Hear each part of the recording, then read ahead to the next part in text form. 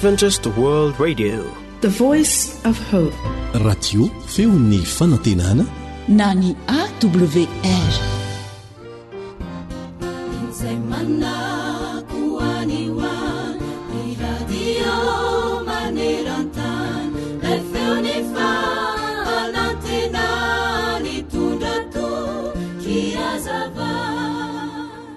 Mihamaro ireo olona izay toa tsara satria mamboatra ny endriny ivelany fotsiny kanefa mifanohitra tanteraka amin'izany ny toetra ny ao anatiny ao.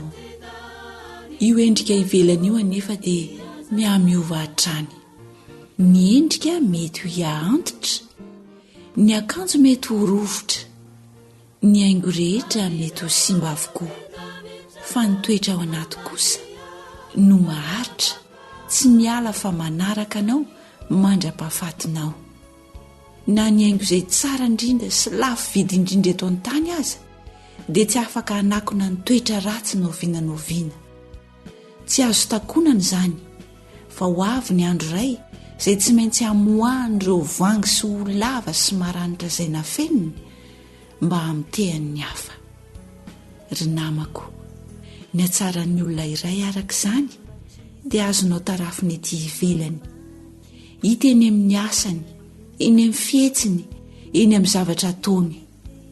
Hitanao fa feno fahendrena izy ary milamina sy mirindra avokoa izay ataony. Isika ihany koa izay milaza fa zanak'Andriamanitra, isika indrindra ny tokony hanana sy ahitana izany firavaka anaty izany izay hitondra fifaliana sy fitahiana ho an'ny hafa. Ahoana hoy ny tenin'Andriamanitra?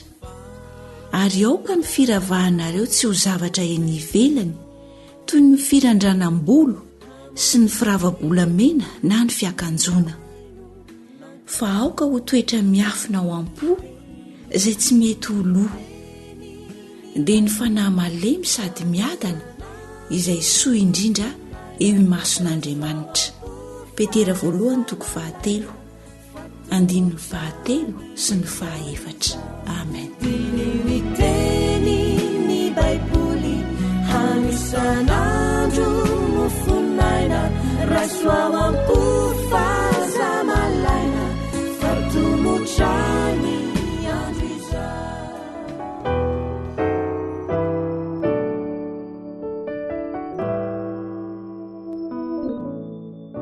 Tsinotsino nariraiky rato tsy teo ianao, resy lahatrany saiko fitiavany anao. Lairanao no nisandainao ny fiainako ety, tsy atao very mai Jesosy lay fonao ty. Antoko-pihira balsama fiderana. Tsinotsino nariraikyo rato tsy teo ianao, resy latra ny saikyo ny aminy fitiavanao. Odiovire ny foko mau hoanao indray ilorinany fino koanao mandraikizay. Koavao zireny saikyo ny tena fofanay, raha izao dia tsy ho aikyo Jehova tombo malela. Ireo lasako tsy naomby fa fao mifonatreo, ianao no ametra ny fanahy omeo. Fa ianao no ametra ny fanahy omeo.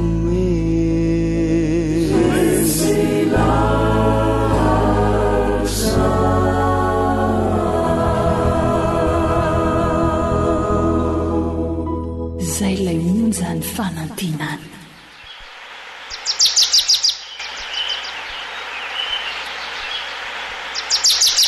Asa sy tontolo iainana voakolo antoko ny fahavelomana.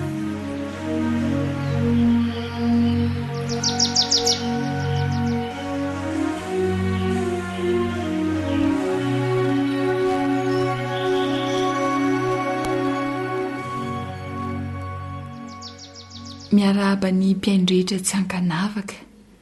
Mirary koa izay ekipa ny feo fanantenana raha mirary mba hitondra soanao any ny fanarahana ny fandaharana.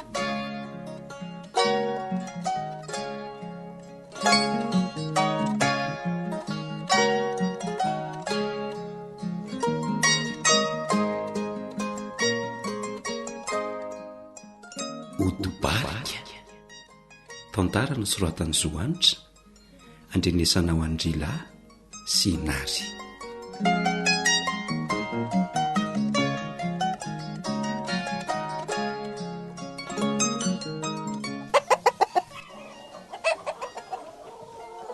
Karakara very valya. Mba mikolokolo ny asa fivelomany hitanao ihany fa reto mba fidiram-bola de tsy maintsy karakaraina tsarako.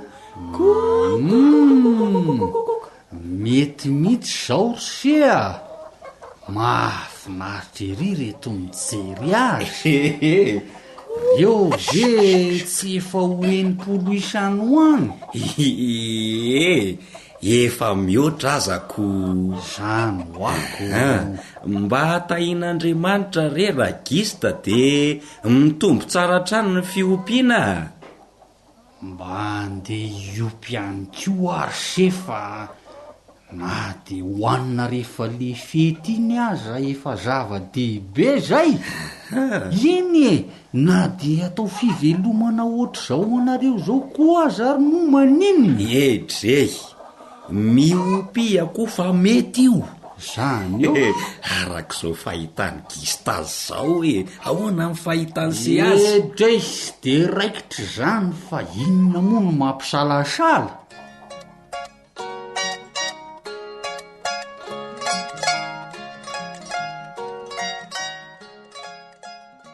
Fa tsy salama angasy zany ragista ny to malomalo kendrikery salama rabatana ary sefa tsy salama ratsaina. Fa ahoana ry sia? Fa misy inona? Loza ny hery valy. Loza? Ie, voan'ny barika ny akoho sasatsasany. Reo ve tsy tapitra mindra amin'ny akoho hafa de ringan'ireo akoho efa mahatratra 30 isy ireo. Tena tsy ambinina ry sia. Taizany ray misy an'izany tsy ambininy zany ragista. Fikarakarana no atao tsara. Ka efa mikarakara nefa tsy mety. Kivy ary se marina. Andany se maka ravina felam-barika. De ampiana ravina 3 miova. Ravina felam-barika sy ravina 3 miova? Atao inondreo ry valy? Atao odi-barika ragista. De ampiana taimbisy rano avy nanofanana vy. Marina hoy. De ahoana ny fampiasana azy? Totony se miaraka ny ravina felam-barika sy ny ravina 3 miova ka tokotokony ho ray fiana avy eo reo. Vitsy zay de afangaro amin'le rano avy nanofanana vy de ino atao anaty tavy fisotron'ny biby. De tokony ahoana ny fatran'ny rano avy nanofanana vy ry valy? 2 litatra zany ho an'ireo ravina ray fiana amin'ny 3 miova sy ny ravina ray fiana amin'ny felam-barika. 2 litatra? Rehefa ataony sy ao anaty tavy fisotron'ny biby ho fangaro de eo no ampiana taimby. De zay ny odi-barika ragista. Ary ohatran'ny tsotsotra kosa ry se izany aleo hoe averiko tsara. Totoina ifangaro ny ravina ravina felambarika ray fihina sy ny telo miova ray fihina zay de ampiana le rano avina ny fananavia 2 litatra atao anaty tavy fisotronin'ny akory eo de ampiana taimby am'izay mihitsy tena tsotra nge andramo fa ovovaly olany se de misaotra seryvaly tsisy mangidy tsy andramana ny eto an-tany fa de ho ampiarina tokoa moa zany.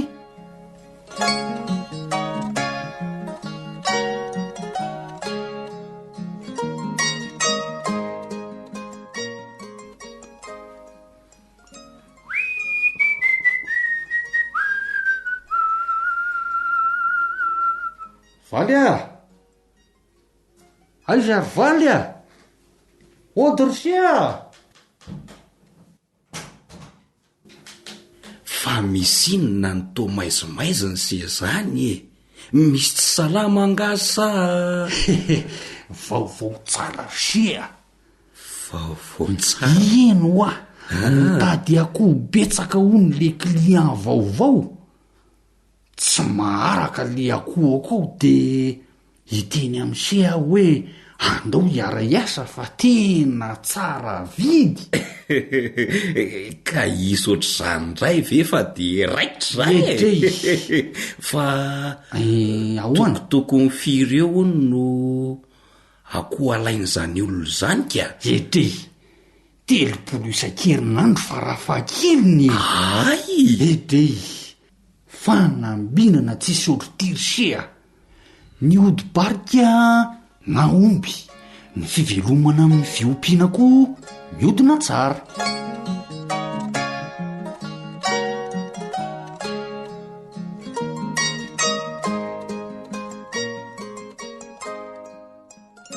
Fahavalon'ny fiompiana koa atao tokoa ny barika azaki fa misy ny vahaolana andramoa ny ravina felambarika sy ravina telo miova ray fihina miampy rano avina ny fanana 2 litatra ary taimby atao amin'ny tavy fisotroan'ny akory eo zay no vahaolana amin'ny barika de maomby azy eo amin'ny fiompiana tao zoanitra nonan'olotra ny fandaharana ao anao ry lasama ny teo amin'ny lafiny teknika veloma tompoko.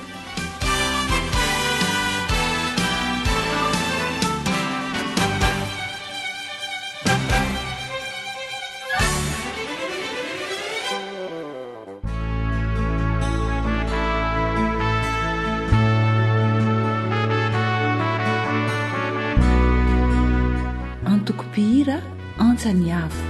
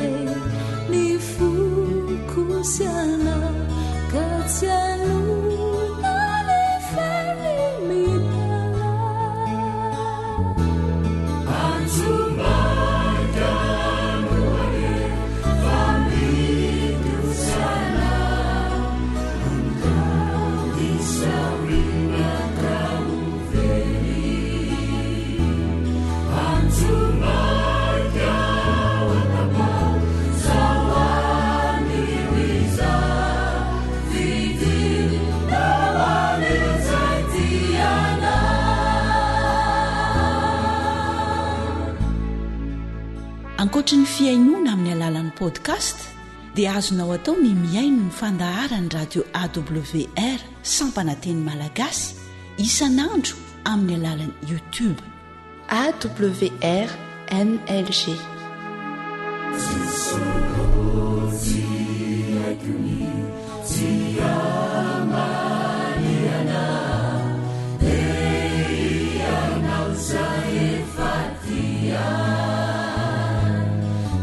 Sana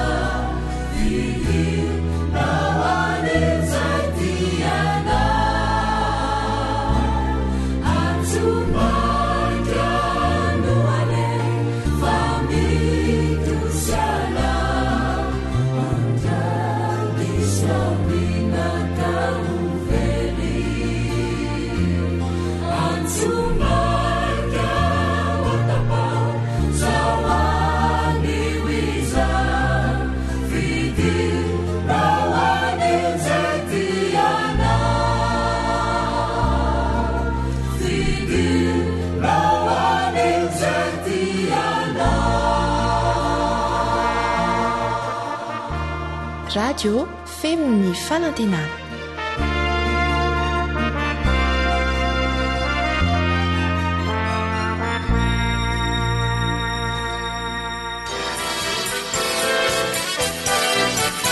AWR manolotra ho anao feo ny fanantenana.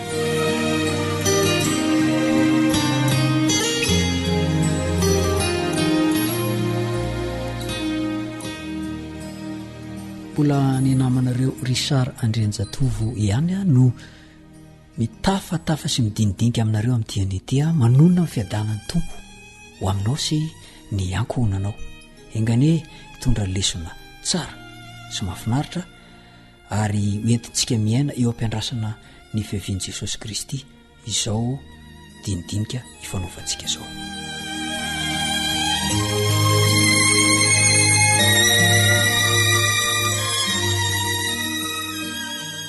Tsy misy resaka matotra hony a zay rehetra miseho ao amin'io Facebook io. Marina ve zany? Misy indray milaza fa satanika amin'ny Facebook ka tsy tokony ampiasain'ny kristianina akory. Marina ve zany? Zany tokoa ve? Andehana isika anaraka tantara anankiray tena nisy marina. Maraina ny andro 12 Martsa 1912 tamin'izay. Tokony teo amin'ny 10 minitra teo fotoana ny sampanasa fitoriana indrindra no nisy zavanseho. Tsy nampoziko ka tiako tantaraina aminareo satria nampietsi-po fatratra ka fifaliana tsy nisy ohatr'izany zany namen'ny foko nandritra ny tontolo andro ny sabata io sy ny andro manaraka rehetra hatramin'izao raha mbola matadidy azy. Tena sabata fafinaretana tokoa ny sabatan'i Jehova araka ny voalazan'i Isaia 8:13. Dia ilay andro fafito nodidiny ho tsarovana isan-kerinandro ary mbola ho tsarovana isan-kerinandro rehefa any amin'ny fiainana mandrakizay. Isaia 8:13. Ho indrindra ny filohan'ny asa fitoriana tamin'izay. Manana namana liana amin'ny famarinana sika ka navita ny lesona fianarana Baiboly. Koa asaina Ramatokely Rahanina dia nitononina teo ny anarany mba hitsangana hoe aloha anolorantsika ny taratasy fanamarinana ny navitany izany fianarana izany. Dia nitsangana hoe ny aloha ny tovavy anankiray. Mbola tsy ary hita amin'ny masoko. Tsy fantatro mihitsy na izany anarana izany ary mbola tsy ren'ny sofiko. Dia nanohy ny teniny ihany ilay filohan'ny Asafi rehefa tonga teo amin'ny aloha re tovavy. Misy mpiara-miasa navitrika moa nampianatra azy io matoa navita izao fianarana izao izy ko amiangavy ny Ramatokely. Dia nitononina teo indray ny anaran'ilay Ramatokely mba hijoro ety aloha. Dia nirosona ankeo aloha ihany koa iny. Dia nametraka fanontaniana tamin'izay ny filohan'ny asa fitoriana. Ahoana no nionanareo rovavy? Dia hoy ilay nitsangana farany, ilay nampanao ny fianarana mitotoy izany. Rehefa tonga teto izy ozy dia nitady ny fiangonantsika mba hivavaka. Dia meko lesona 10 avy hatrany satria hitako tena liana be ny alala amin'ny famarinana. Lasa izy sady faly ary gaga fa vita mivetivety ny lesona rehefa avy nafinaritra be ny valiny rehefa nitsaraiko izany ny tao anatiny. Zay mivaly tenin'iny Ramatokely iny. Dia nitolorana fanamafisam-peo indray moa izany le tovavy navita lesona mba hiresaka. Dia izao ny resany. Talohan'ny ny anarako lesona tamin'ity Ramatoty dia efa nisy nampianatra ahy. Tsy izy zany fa Andriamatoa Richard Andrianjatovo. Zany no nampianatra ahy tao anaty Facebook. Ny erika ny ray fiangonana nijery taty amiko. Za moa tamin'ny fotoana io mbola voavy any Ambatondrazaka. Io no fotoana voalohan'ny nivavako tao zany satria nandeha kely namanga ny zanako tany Ambatondrazaka dia indray zany vao miverina teo voagaga. Fa olona mbola tsy ary niona tamiko na niresaka tamiko mihitsy. Ity olona milaza ho nafantatra ny anarako ty. kanefa moa dia natsoy ny filoan'ny asafi hoeny aloha indray ary ny tenako amonjy azy rovavy noho ny tonga teny a dia nobitsian'ilay tovivavy ny anarany tato anaty facebook fa tsy le anarana ny tononona tery aloha ka vao maika ny tombony agagako satria tsy napoziko ho izy mihitsy le namako be fantaniana indraindray to fantaniana manadala tsy fametraka no apetrany mialatsiny am'le hoe fantaniana daladala amin'ny mampitarika ny tena moa dia miezaka nifandray amin'ny fo tsotra stony amin'ny rehetra efa nandrasako mihitsy aza ny fantaniana toy izao hoe raha mahita ny zavatra manitikitika ahy ka nametra ny fantaniana amin'ny namako a saingy tsy mipotra moa izay hoe mahazo mborosy nifo koa ve ny kristianina za zany efa fantaniana nampoziko mihitsy ho apetrany amiko tsy izay moa ny tena anarany reko no ntononona teo azo manokana moa no nanaovany anarana tsy anarana ts izy a fa antony mitombona tsara dia nanohy ny resaka moa izy a rehefa teo a ka nanao hoe tao amin'ny facebook izy no nanarahako ny fampianarana voalohany ka rehefa nandinika aho dia hitako fa mifanaraka tsara amin'ny voalaza amin'ny baiboly tanteraka izany za kosa nefa etsy an-danin'izay a dia efa mba lasa saina ihany fa tao tsy misy miraraha hoy aho ilay fampianarana mitohitoy trandrako tsy misy manely tsy misy lina raha manely ny namana dia zavatra fa tsy mitondra makany an-danitra no malina azy aya tany hoany kay misy fanahliana fatratra naniry ho afaka teo ambany fanadotony satana tonga tsy natsona izy fa nasesiky ny fitiavana anatanteraka ny voalaza amin'ny baiboly ny voninahitra ny ho an'ny avo indrindra raha lasy anabavy volana maromaro zay no nananako fikasana taona maro e zay tena marina ny resako tamin'ny namana maromaro fa andefa fampianarana mitoritoy atao anatin'ny facebook aho ary nangatako fiarah-miasa tamin'izy ireo nanaiky ny maro fanao nefa indrisy fa toy ny afo milolo ihany zany kanefa misy vokany toy izao nisy eo tamin'ity anabavy anankiray ity ny fampianarana mitohitoy toy ireny indrindra rehefa nanampy amin'ny fampielezana izany ireo namana sasana namana vitsivitsy sisany indrisy no mba mpiara-miasa amiko manao zay ahitany namana izany fampianarana izany ary akasitrahako eto manokana ny namana sasany zay manao izany fa tena miezaka izy a manao j'aime mipartage manao commentaire raha mba nampihely mantsika fa tsy variana amin'ny zavatra hafa dia tsy mipoitra ao anatin'ny renresaka reo hoe tsisy zavatra matotra inge ao amin'io zavatra io dia mba efa fanahy maro zay ny efa nihiratra amin'ny maso fanany ka voarombaka teo ampelatana satana indrisy fa tao tsy liana amin'ny asa famonjempanany maharo anatin'io facebook io ainao moa fa aina firy ny efa lasa isan-tsegondra miandro nyfandringanana azy ho any amin'ny elo fotsiny raha mba nanao ny andraikitra ao ianao nanao j'aime mipartage nanao commentaire amin'ny resaka ara-panahy dia tsy adinina aminao ny rany efa asa fitoriana ataonao ny fampielezana an'ireny fampianarana ireny intranga iny nampahery ahy fa na de zarery aza sisa hoy eli dia ijoro aho noho ny fahasoavan'Andriamanitra intranga iny nampahery ahy ary mbola anaovako voady eto fa nohy ny asa famonjempanay ihany aho satria ay misy ray manaiky ny famarina amin'ny baiboly amin'ny namako intranga iny natsirovoko ilay tenin'ny baiboly manao hoe atsy-pahazo eny ambonin'ny rano ny anonao fa ho hitanao ihany izy rehefa ela mpitoroteny toko 1 ny ndiny voalohany ary mbola natonga saina ny andiny fahenina manao hoe amin'ny maraina dia fafazo ny voanao ary amin'ny ariva dia aza tsahatra ny tananao fa tsy fantatro zay vanina na ny teo aloha na ny teo ariana na angamba samy vanina avokoa izy roa tontra tena marina izany fa tsy foana tsy akory ny fikelezanaina ataontsika ho an'ny tompo hoy ny kortianina voalohany toko 12 ny 17 lasa saina ihany koa aho anefa tamin'ny intranga iny fa raha misy mpiray fanantenana anankiray miala dia misy olona efa misolo toerana niny ary tsy ampozinao ny fatongavana ry mpiray fanantenana amiko ry mpiaino ajaina aza variana na ho ty tena ataon'Israely ka hitafy ny toetra ny Jona tsy isy olona ho any an-danitra ne kanefa tsy lina amin'ny asa famonjena ny hafa rehefa nazo maimaim-pona ianao dia mizara maimaim-pona tahian' jesosy voninahitra ho an'ny avo indrindra manonona ny fiadanan'ny tompo ho aminao sy ny ankonanao amen.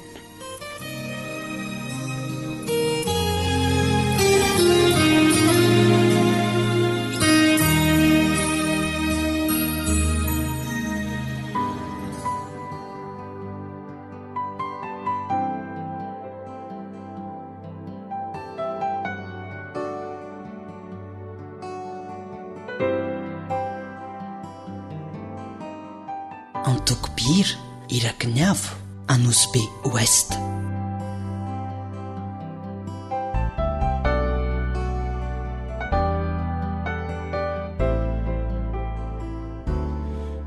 Mandalo melina hatrany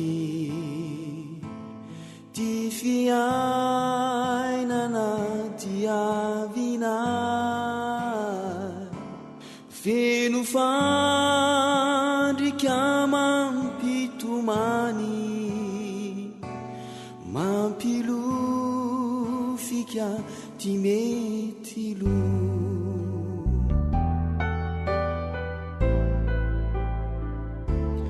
orina makombola farina fantatrao fatsiaritrany ety miarena teo fanjasondrina fatsy etiny afara ny fiainana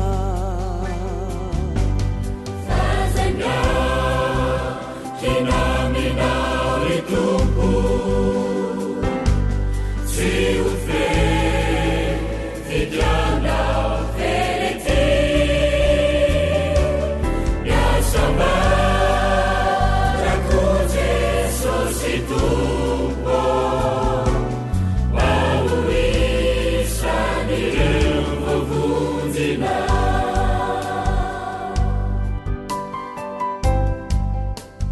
AWR téléphone 034 06 797 62 033 07 170 70.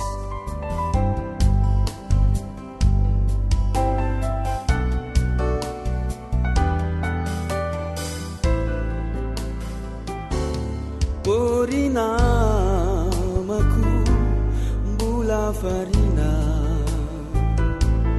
mankamamizao tuntulizao mitsangany anao fanzamangina netorio ndelaza hoavy Kristi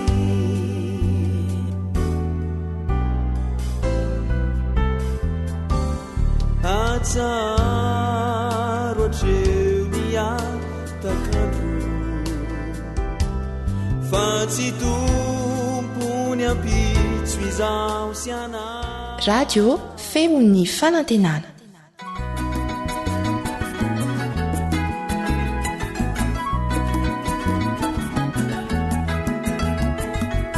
Fasalamana vono voankarena kolokolo isanandro fahavolamena.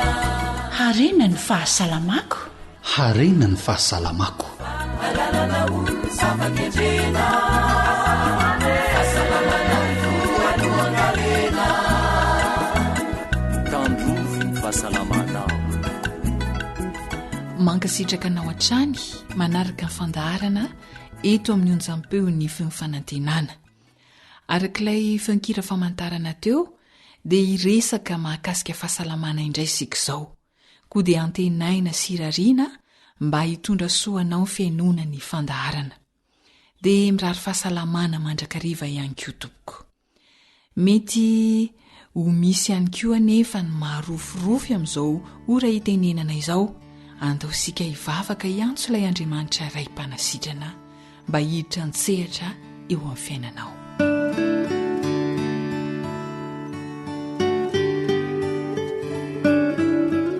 jesosy io anoany dia maro eo manahitaina vokatry ny aretina ny fikasihanao any hanasitrana azy ireny.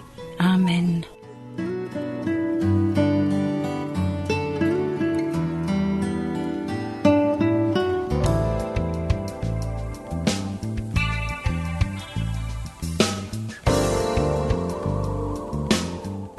Saropady.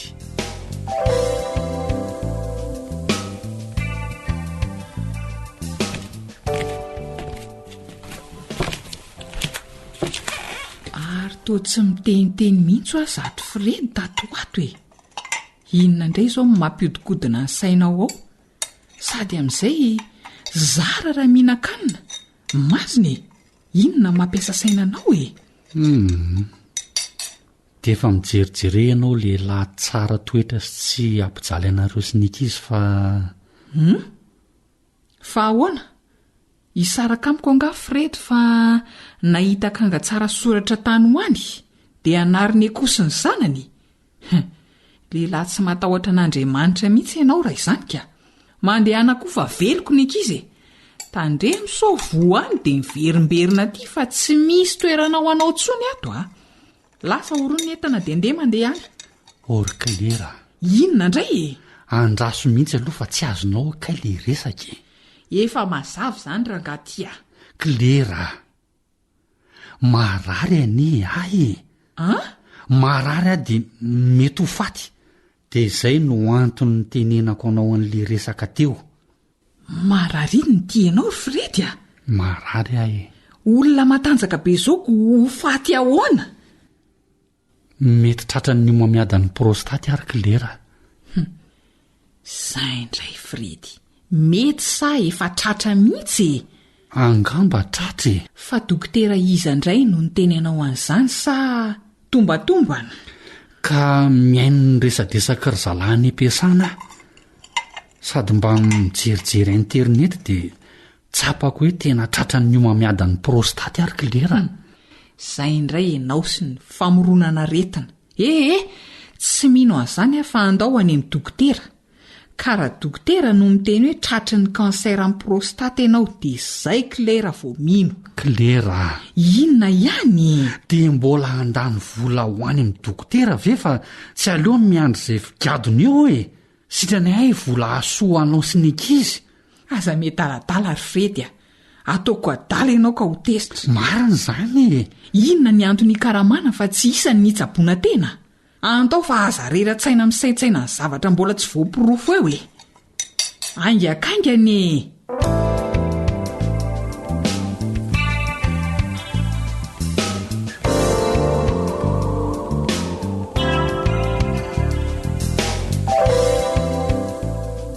Lalina indray izany.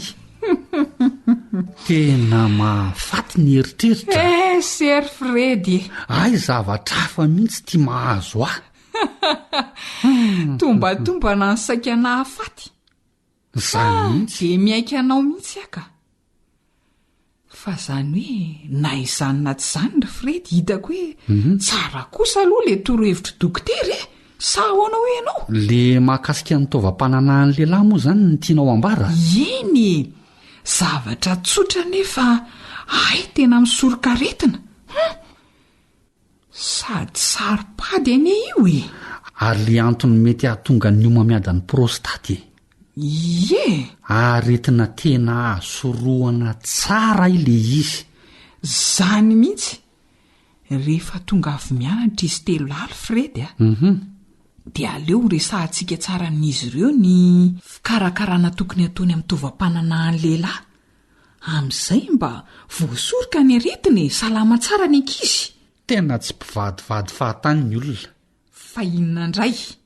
Tena nitovy hevitra mihitsy tsika roa. Zany mihitsy koa izao no eritreretiko eto e. Dia ahoana? Sady ho resahana amin'izy telo laza fa andao anay ianao. Asa dia medaladala ry Klera. Iza malala. Ianao kosa angamba nefa misy mpiantoka any ambadimbadika any dia te hisaraka amiko a. Le Fredy mangarandretavy izay hoe saika andao anay fa tratry ny kansera amin'ny prostate izay zao ny mpiantoka any ambadimbadika any. Zay le klery ty. Maninona e? Aza manao resaka azony any. Sery Fredy e. Aretina hafa nahavoka ny hofaty aho hoe hofaty. Saropady io ko.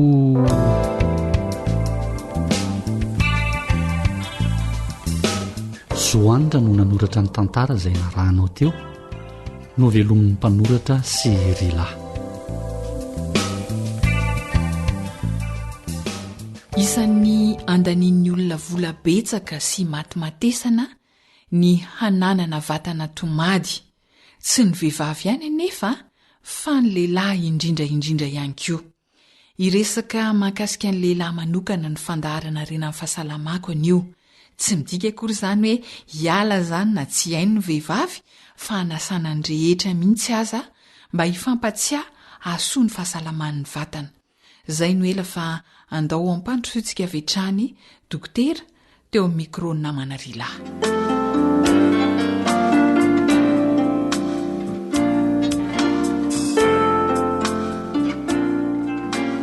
Fifaliana no iarabana ianao manaraka ny fandaharana harena ny fahasalamako.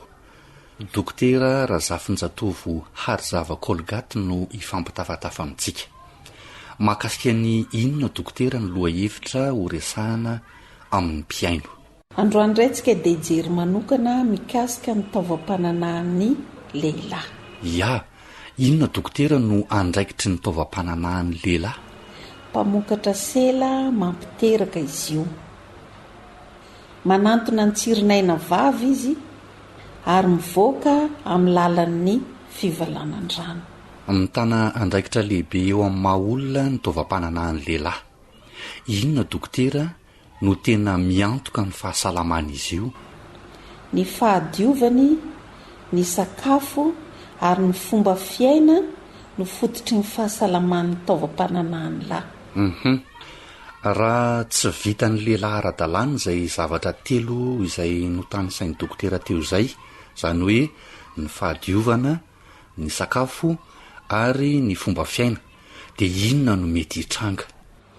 Toeran'ny kanseran'ny prostaty izay be ny lehilahy voany, misy fandraisana amin'ny fihinanan-kena sy vokatry ny ronono no mahatonga azy io. Ya, hoy dokotera teo hoe mpamokatra sela mampiteraka ny taovam-pananahan'ny lehilahy. Azony dokotera lazaina tsotsotra ve izay dingan'ny famokarana sela izay amin'ny olona salama? 35 degré ny hafanana zakan'ny testicule mba hahafahany mamokatra tsirinaina. Io 35 degré ny farany mafana indrindra. 18 cm isaky ny adiny iray ny vitesse de déplacement ny tsirinaina lahy. 50 millions ny isan'ny tsirinaina lahy vokatra isan'andro ho an'ny tanora lehilahy. Tena orinasa kely, mila fikarakarana manokana ve dokotera ity orinasa kely ity, dia tsy inona izany fa ny taovam-pananahan'ny lehilahy. Mila fikarakarana manokana izy io. Voalohany ny fahadiovana. Mila fanadiovana tsara isan'andro ny fitaovam-pananahan'ny lehilahy. Misy koa ilay fomba izay tsy ny gasy ihany no manao azy, ary araka ny fiteny gasy hoe tsy hita izay maharatsy azy, dia ny circoncision na ny didim-pohitra ho an'ny zazalahy. Tsisy zazavavy atao didim-pohitra fa ny zazalahy ihany. Miditra fandidiana zany rehefa ataona azy io, karazana petite chirurgie.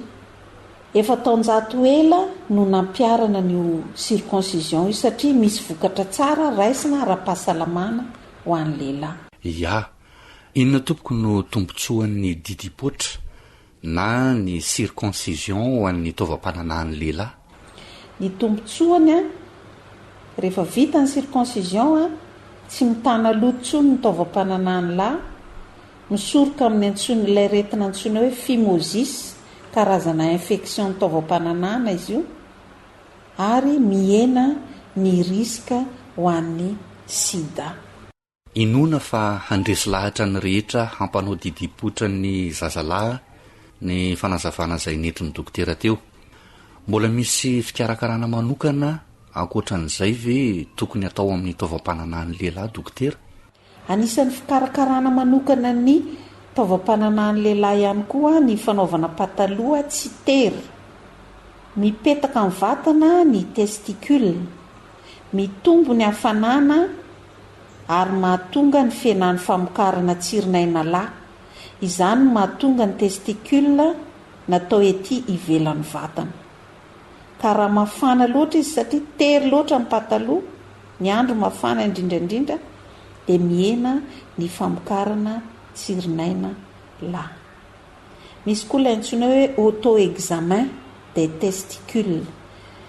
Ohatra ny vehivavy izay ampianarina hitsapa manokana ny nonony, dia mila mitsapa ny testiculeny koa ny lehilahy mba hahitany raha misy zavatra tsy normal ao.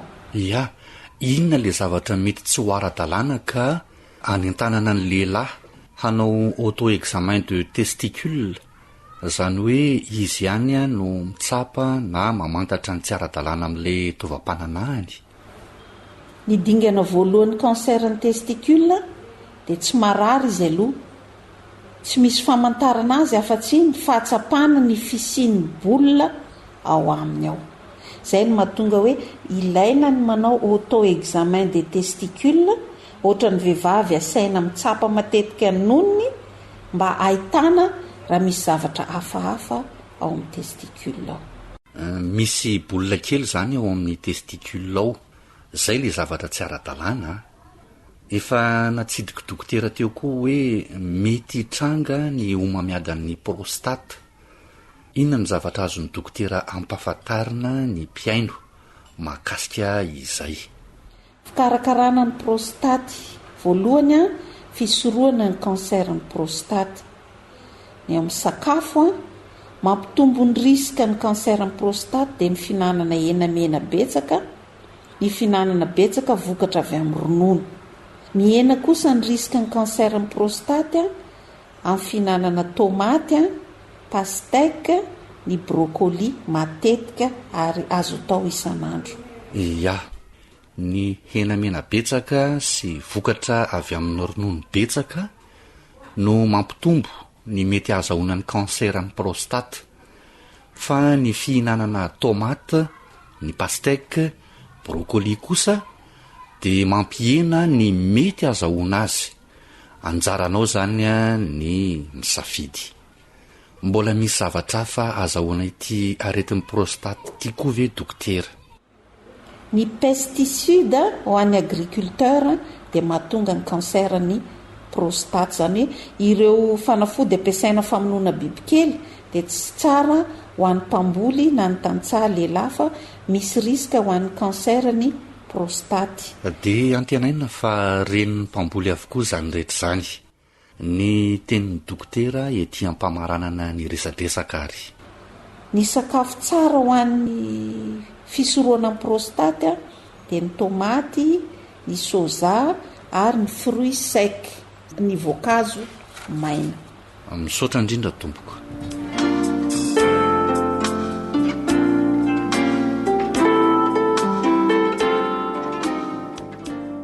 Tombotsoa lehibe tokoa ny nandrenesantsika izay resadresaka ny fanaovana tamin'ny dokotera izay. Raha verina kely dia ny fahadiovana ny sakafo ary ny fomba fiaina ny tena miantoka sy fototry ny fahasalaman'ny taovam-pananahany lehilahy. Tafiditra ao anatin'ny fahadiovana ny fanaovana didipotra na circoncision. Eo amin'ny resaka sakafo indray dia ny mihinana voatabia na tomaty, pastèque, brocoli, soja ary ny voankazo maina. Ary koa ny manena ny fihinanana hena mena sy ny vokatra avy amin'ny ronono. Zany dia mahasoa ny taovam-pananahany lehilahy avokoa. Ary eo amin'ny fomba fiaina kosa dia tsy tsara ny manao pataloha tery. Zavatra azo tanterahana tsara ny fikolokoloana ny taovam-pananahany lehilahy ho salama. Noho izany manentana anao lehilahy hanao fampiarana. isaorana indrindra dokotera Razafinjatovo Harzava Kolgate nanoro hevitra antsika ahasoany fahasalamana. Angasitrahana ihany koa ianao mpiaino manjoy ny fandaharana. Ifaraneto ny fandaharana rena ny fahasalamako, Zoanitra Srila no ny farimbona nahatotosa izany dia mirary ianao ho ambin'Andriamanitra. Ry malala, mangataka mba ho ambinana sy ho salama amin'ny zavatra rehetra ne ianao, tahaka izay hanambinana ny fanahinao ihany. Amen.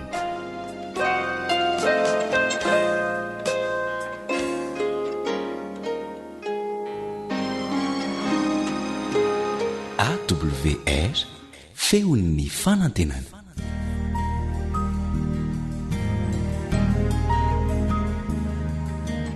Faniteninao no fahamarinana. Taridalana manokana fianarana baiboly avoaka ny Fiangonana Adventista maneran-tany. Iarahanao amin'ny radio feon'ny fanantenana.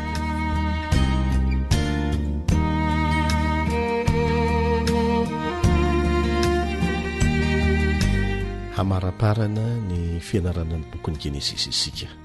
Ny lohateny lesitsika amin'ny tianio ity dia manao hoe fanantenana ny tany nampanantenaina. Fanantenana ny tany nampanantenaina. Ary izay moa no faratampony tokoa amin'ny tanjona kendrena nge, na ho an'ny zanak'Israely na ho antsika, dia ny fahazoana lay tany Kanana, lay nampanantenaina antsika. Miaraka aminao hatrany ny mpiara-mianatra aminao Elion Andriamitanso.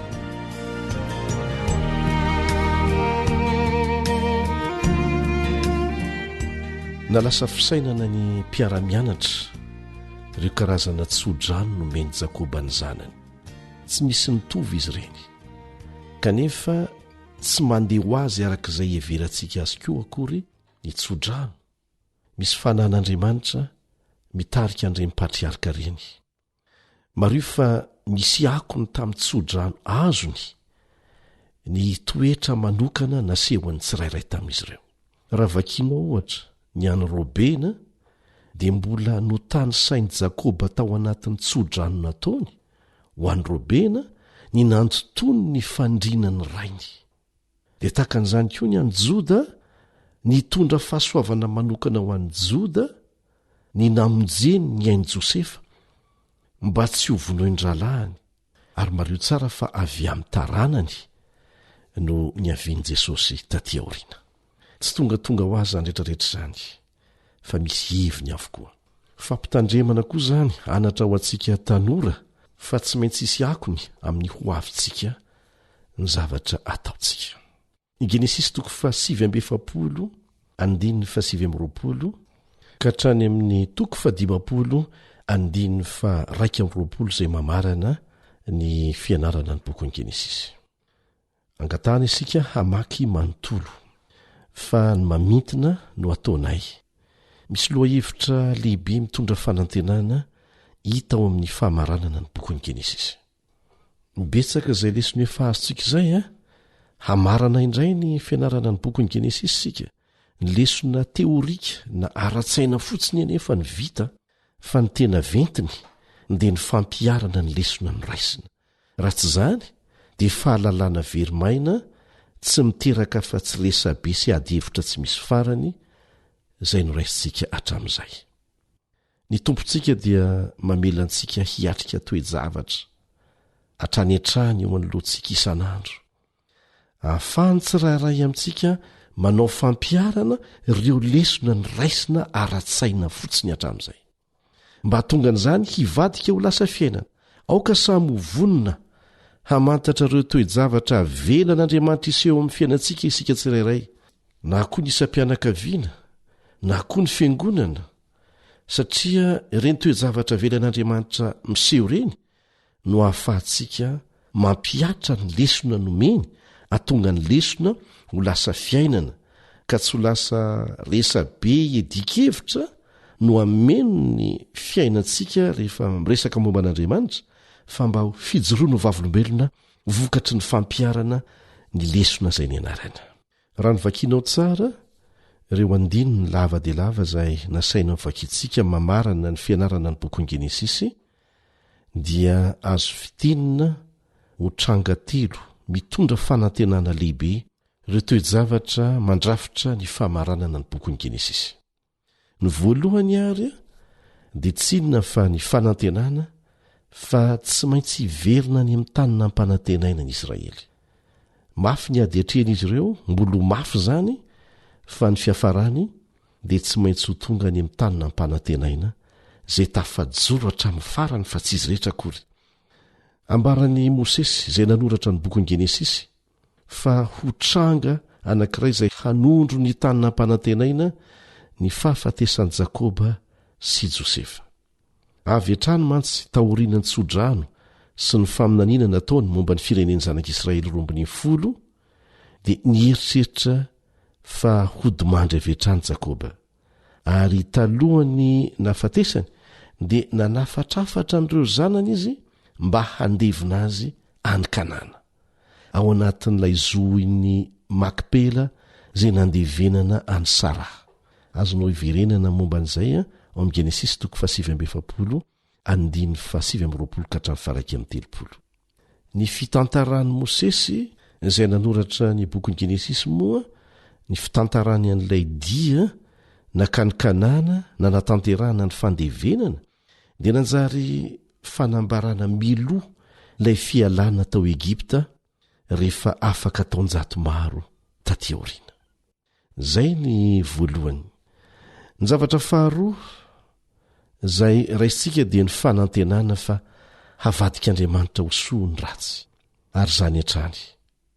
Rehefa mangataka famelan-keloka amin'Andriamanitra isika na koa mifandrindra amin'ny planina tian'Andriamanitra ho tanterahana ny toe-javatra anankiray dia tena avady ny ara-iasa soa hatrany ny zavatra miseho. Nanana fanahinany amin'ny hoaviny ireo rahalahin'i Josefa taorianany nandevenana any Jakoba. Everiny fa mitovy aminy zany ny Josefa. Natahotra mantsy izy ireo hoe tena malifaty Josefa. Efa maty dada, le dada izay niraisantsika. Tena malifaty le zalahy. Dia nanatona sy niankohaka teo anatrehan'i Josefa ary zalahy vonona ny ho tonga mpanompony. Zany ho hitantsika eo amin'ny 9:20 amin'ny Genesisy 15. Genesisy 15:17. Tranga anankiray izay mampatsiaro ilay nofy ara-paminaniana nataon'i Josefa anie zany. Hiankohaka amin'ny avokoa ireo rahalahiny dia tanteraka rabaka teny le izy. Zao anefa nanome toky azy ireo Josefa. Izao no teny izay nataon'i Josefa tamin'izy ireo, teny izay manana ny lanjany mamakivaky ny taonjato maro zany. Vakitsika eo amin'ny Genesisy 15 andiny 7. Genesisy 15 andiny 7 sy ny manaraka. Hoy Josefa taminy, aza matahotra, fa moa solon'Andriamanitra va aho? Ajantsika eo aloha. Mario tsara fa ny any Josefa dia ny fanatrehan'Andriamanitra zava-dehibe. Rehefa nalainy vadiny Potifara fanahy izy dia tadidio ny teny nataony hoe atahoana ny fanao zany eo mason'Andriamanitra. Eto indray dia tena miteny eo anatrehan'Andriamanitra izy, moa solon'Andriamanitra va aho? Ary izany no tsy ambaratelo ny fiainan'i Josefa. Dia toizantsika ny vakiteny ahitantsika ny toy ny tenin'ny Josefa. Ianareo no ny saina nisy ratsy ahy, fa Andriamanitra kosa ny saina ny zany ho soa. Hanao tahaka ny amin'izao andro izao, hamelona olona betsaka. Koa ankehitriny, aza matahotra ianareo. Aza matahotra ianareo, fa izaho hamelona anareo sy ny zanakareo madinika. Dia nampionina azy sy nanao teny malefaka nahafinaritra azy izy. Dia aza gaga isika raha lasa lohany tamin'izy rehetra Josefa. Ny toe-tsainy mihitsy ny nampiavaka azy. Ary mario tsara fa manambara ny hoavy zany tenin'i Josefa izany. Tiany Josefa aseho mazava amin'reto rahalahiny reto fa Andriamanitra no mifeny toe-javatra rehetra, ka na ny fikasana ratsy izay mikendreny rahalahiny ho atao taminy aza dia hain'Andriamanitra navadika hitondra famonjena ho an'olona maro. Na feno tsy fahombiazana aza ny fiainantsika olombelona dia ny fitondran'Andriamanitra no mifehatrany ny tantara, mifeny zavatra rehetra. ny ampahany fahatelo farany horaintsika dia ny fanantenana fa hamonjy ny taranak'olombelona lavo andriamanitra. Mihoatra lavitra noho ny fahafatesan'i Josefa no tantaraina ao amin'ny andininy farany eo amin'ny bokin'ny Genesisy. Ary mahatalanjona ny mahita fa tsy nanafatra ny amin'ny fandevenana ny taolan'i Josefa, saingy nilaza izy hoe hamangy anareo tokoa Andriamanitra dia hitondra ny taolako hialeto ianareo. Inona ny dikan'izany? Tsy mba nalevina avy hatrany nentina nakanikanana Josefa, fa rehefa niala tao Egipta ny zanak'Israely efa 100 taona mahery taorianan'izao dia tsy adino izy ireo ny nitondra ny taolam-balon'i Josefa. Izao indrindra vakitsika mikasika an'izany ao amin'ny Exodosy 13:17. Exodosy 13:17.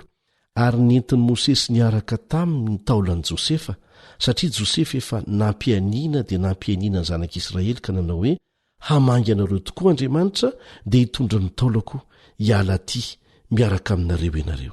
Ary farany dia izao no vakitsika eo amin'ny andininy 420 amin'ny Genesisy 15. Genesisy 15:4. Hoy Josefa tamin'ny rahalahiny: ho faty aho, nefa Andriamanitra hamangy anareo tokoa ka hitondra anareo hiala amin'ity tany ity ho any amin'ny tany izay nianianany tamin'ny Abrahama sy Isaka ary Jakoba homena azy. Inona io tany io? Ny tany Kanana.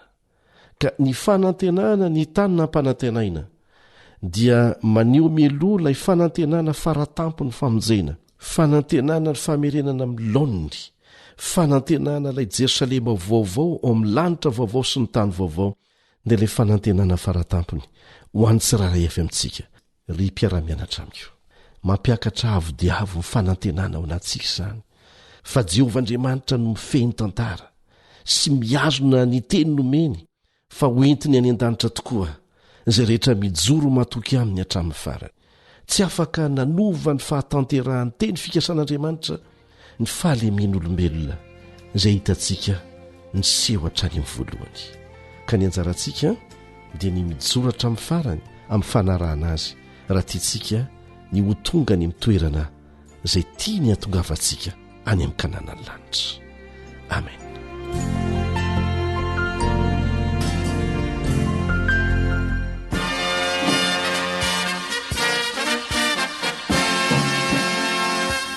Adventist World Radio, the voice of hope. Radio Femon'ny Fanantenana. Ny farana treto, ny fanarahanao ny fandaharan'ny radio Feo Fanantenana na ny AWR amin'ny teny Malagasy. Azonao ataony mamerina miaino sy maka maimaimpoana ny fandaharana vokarinay amin'ny teny pirenena mihoatriny 100 amin'ny fotoana rehetra. Raisoaryn'ny adresy ahafahanao manao izany: awr.org na feofanantenana.org.